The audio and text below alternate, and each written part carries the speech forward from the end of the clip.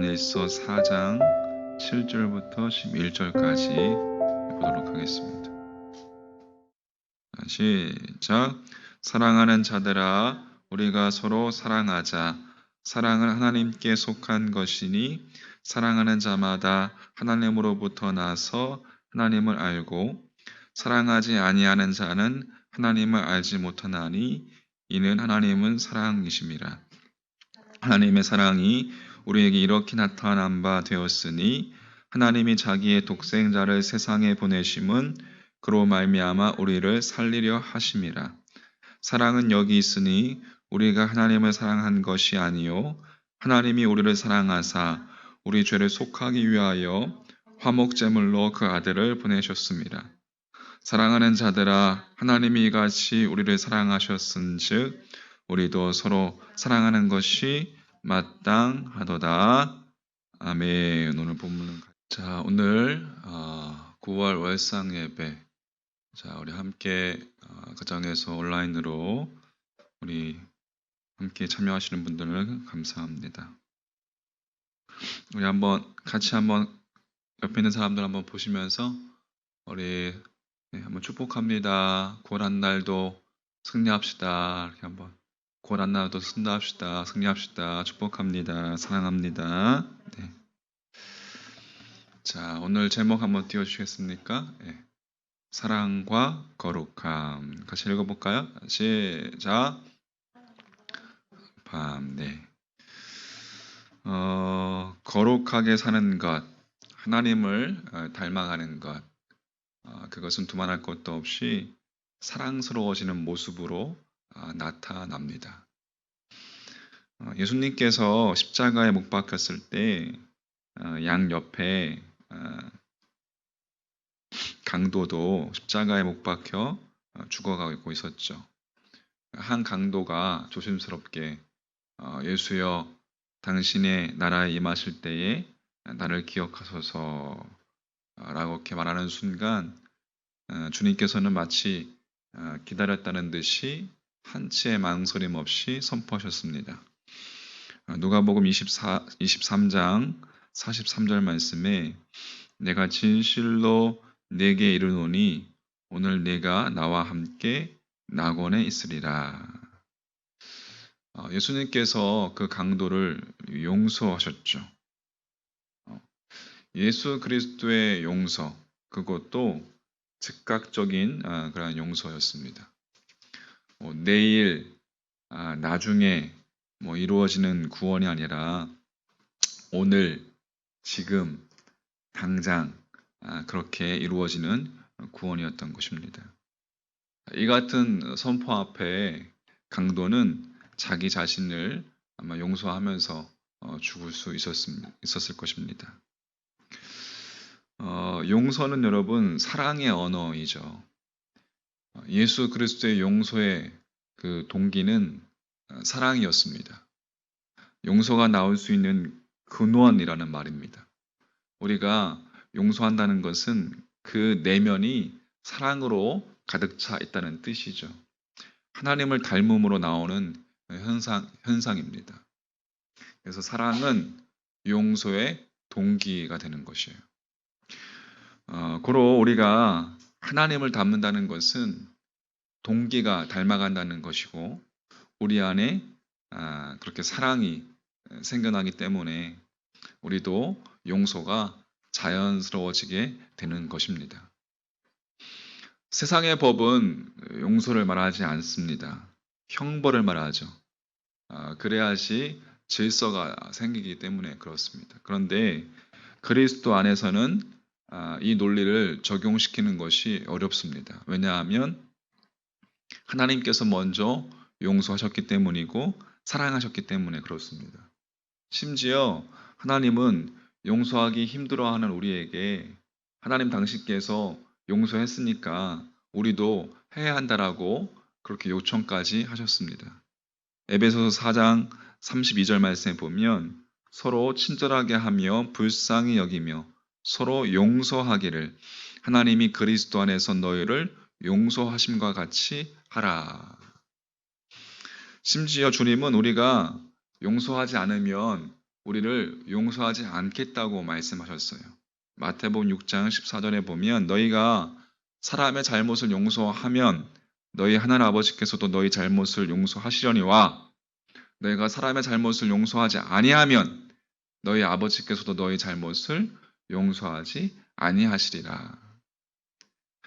하나님을 닮아가는 거룩의 현상으로 용서라는 것은 우리가 취사 선택할 문제가 아니라 당연한 거룩의 표현이라는 뜻입니다. 사실 용서는 우리가 의지로 할 수가 있어요. 하지만 우리의 의지로 하는 용서는 불완전합니다. 그래서 우리의 용서는 가끔 자기 의에서도 나오고 분노를 품은 채 억지로 용서하기도 하는 것이죠. 그러다가 조금이라도 트집이 잡히면 그 용서를 철회합니다. 난 충분히 용서했다라고 외치면서 그렇게. 그래서 우리의 용서는 언제든지 바뀔 수가 있습니다. 하지만 하나님의 용서의 동기는 사랑이기 때문에, 다시 말해서 그 근원이 사랑이기 때문에, 그러므로 하나님께서 용서하시는 그 이유는 하나님 자신이 사랑이시기 때문에 그렇습니다. 요한일서 4장 8절 또 16절에서는 하나님은 사랑이심이라 이렇게 기록하고 있죠. 그래서 우리는 하나님의 용서, 그 사랑을 은혜라고 부르는 거예요. 우리가 아직 죄인 되었을 때에 그리스도께서 우리를 위하여 죽으심으로 하나님께서 우리에 대한 자기의 무엇을? 사랑을 확증하셨느니라. 우리가 죄인 되었을 때라는 말은 우리의 의로움 때문에 주님이 우리를 위해 죽으신 것이 아니라는 말입니다. 우리의 의로움 때문이 아니에요. 사랑이 동기였던 것이죠. 주님의 사랑이, 당신의 사랑이. 그래서 십자가, 예수 그리스도의 죽음, 용서, 그것이 하나님의 사랑이 밖으로 드러난 것입니다. 요한일서 4장 오늘 9절 말씀.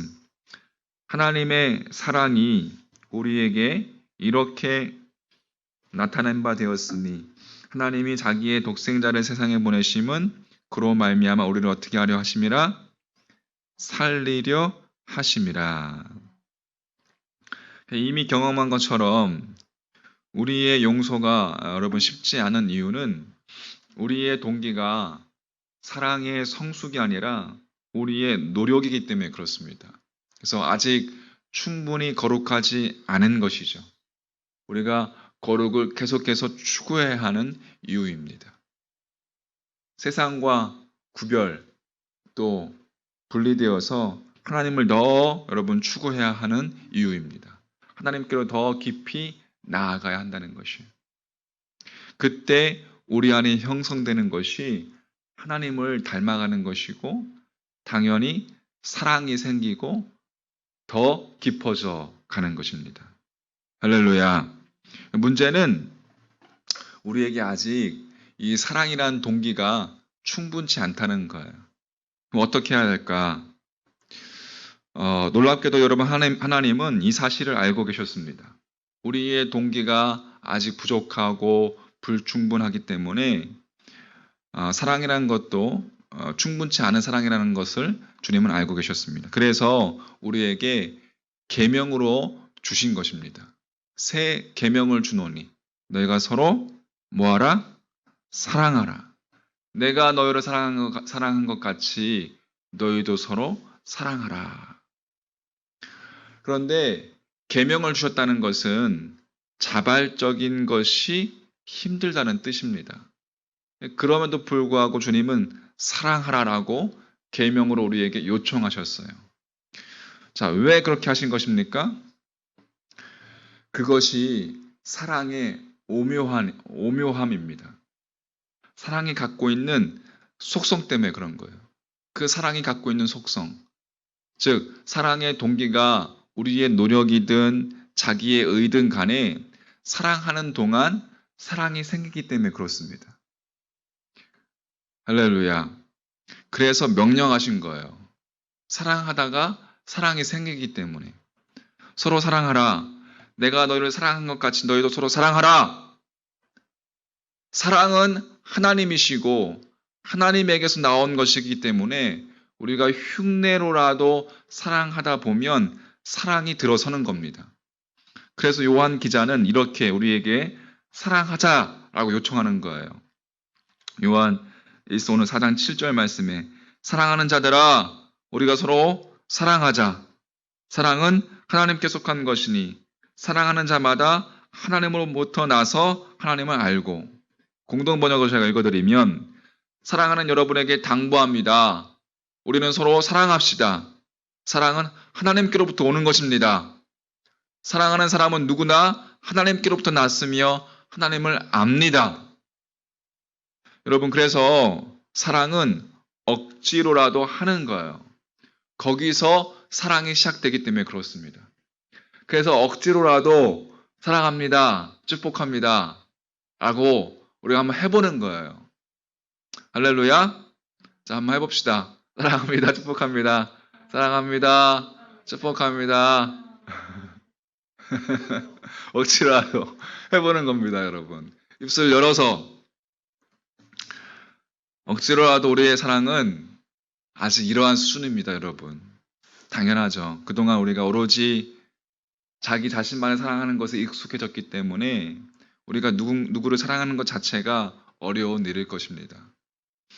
그래서 억지로라도 사랑을 시작하는 것, 그것만으로도 이미 이미 분리하는 행위이고, 다시 말해서 거룩을 추구하고 있는 것이라고 할 수가 있겠습니다. 존 후스와 함께 체코의 종교개혁자 제롬은 이 사도 요한이 나이가 들어서 설교하기가 힘들었지만 제자들이 부축하여 서서 설교할 때마다 늘 했던 말씀, 서로 사랑하라 라는 그 한마디였다고 합니다. 사랑하는 자들아 우리가 서로 사랑하자. 사랑하는 자들아 하나님이 이같이 우리를 사랑하셨은즉 우리도 서로 사랑하는 것이 마땅하도다. 그 나이가 들어 힘이 다 빠진 사도 요한이 여러분 그렇게 단에서 설교하는 것을 한번 상상해 보십시오. 하나님의 사랑을 가지고 젊었을 때 그 주 예수 그리스도의 그 십자가의 사랑을 경험했던 그 사랑을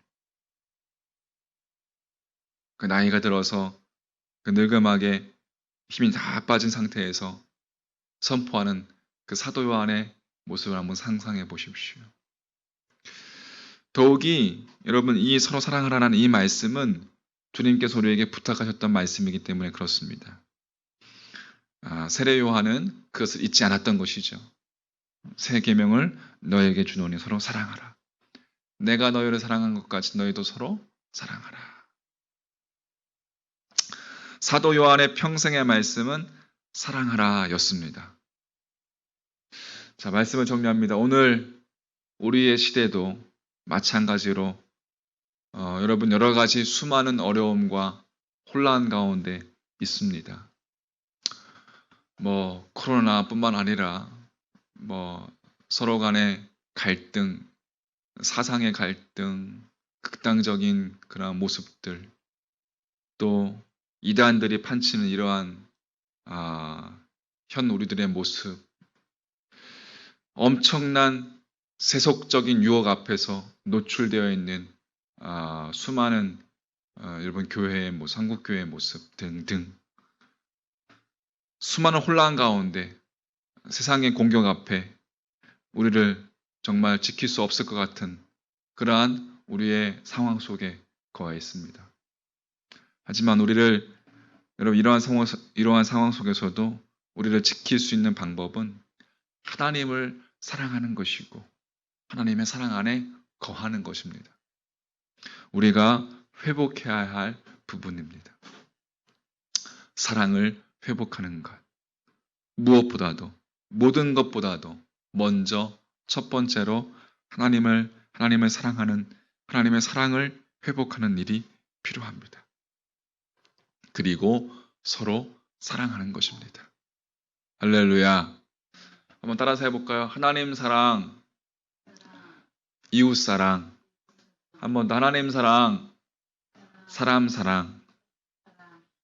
자, 그렇게 9월 한 달도 하나님 안에서 하나님을 사랑하고 내 이웃을 사랑하고 내 옆에 있는 가족들을 사랑하고 그렇게 사랑할 억지로라도 우리가 사랑을 여러분 표현함으로 하나님의 사랑 안에 거하며 하나님의 사랑을 여러분 경험하는 9월 한 달 다 되시기를 주의 이름으로 간절히 축복합니다. 어려울 거예요. 힘들 거예요. 하지만 믿음으로 하나님 바라보시면서 9월 한 달도 믿음으로 통과하시기를 주의 이름으로 간절히 축원합니다. 아멘. 우리 찬송 286장입니다. 찬송 286장. 오늘 기도 제목 첫 번째, 하나님 나를 먼저 사랑하셔서 당신의 독생자 예수 그리스도를 보내주시고 십자가의 놀라운 은혜를 베풀어 주신 하나님, 그 크신 사랑을 더 깊이 만나는 우리의 영혼 되게 하여 주시옵소서. 두 번째, 하나님께서 나를 사랑하신다는 고백을 나 자신에게 선포하며 여러분 나 자신과의 회복도 한번 선포하면서 그렇게 한번 오늘 하루를 살아보시기 바라겠습니다. 세 번째, 하나님의 사랑이 나에게만 머무는 것이 아니라 다른 이에게도 흘러가서 용서와 사랑함으로 표현되게 하여 주옵소서. 우리 286장 우리 힘차게 부르시고 기도하며 나가도록 하시겠습니다.